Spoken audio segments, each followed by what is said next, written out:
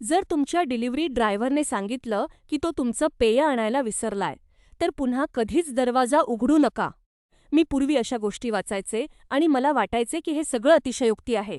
पण मग एक मध्यरात्री मी माझ्या घराच्या हॉलमध्ये अनवाणी पायांनी, हातात किचनचा चाकू घेऊन उभी होते आणि समोरच्या दरवाजाच्या पलीकडे कोणीतरी श्वास घेत होतं ते ऐकत होते. सुरुवात झाली एका थाई फूड ऑर्डरने. ब्रेकअप झाल्यानंतर मी नुकतीच एका नवीन अपार्टमेंटमध्ये राहायला आले होते.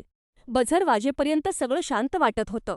तो ड्रायव्हर खूपच जवळ उभा होता, जवळजवळ त्याने दरवाजाची पूर्ण जागा व्यापली होती. त्याने मला बॅग दिली आणि सांगितलं की तो माझं पेय आणायला विसरलाय. तो म्हणाला की तो गाडीतून ते घेऊन येतो. मी लगेच दरवाजा लॉक केला. बॅगच्या आत मला कागदाची एक घडी सापडली. ती पावती नव्हती. ती एक यादी होती. माझं नाव, माझ्या फ्लॅटचा नंबर. एकटी राहते. कुत्रा नाही.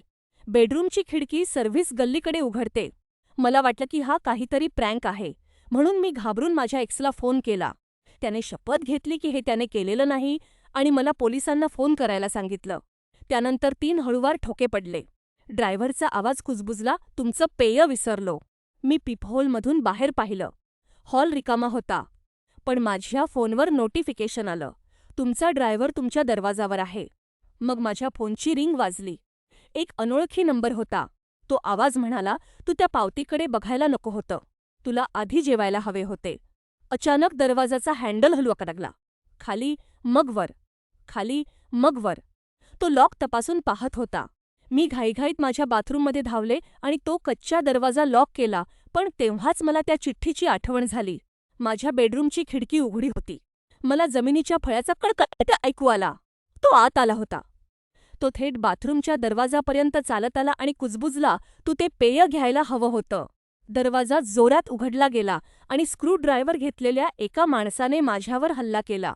पोलीस अगदी वेळेत पोहोचले आणि त्यांनी डॅनियल प्राइस नावाच्या माणसाला अटक केली. तो खरा ड्रायव्हर नव्हता.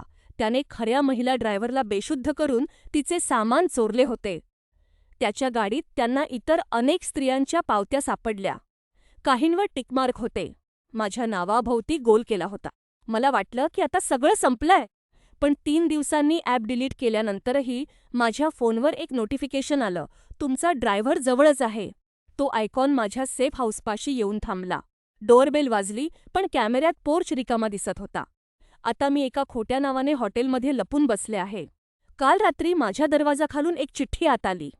त्यावर माझ्या रूमचा नंबर आणि एक शेवटचा संदेश होता, तुला अजूनही तहान लागलेली दिसते.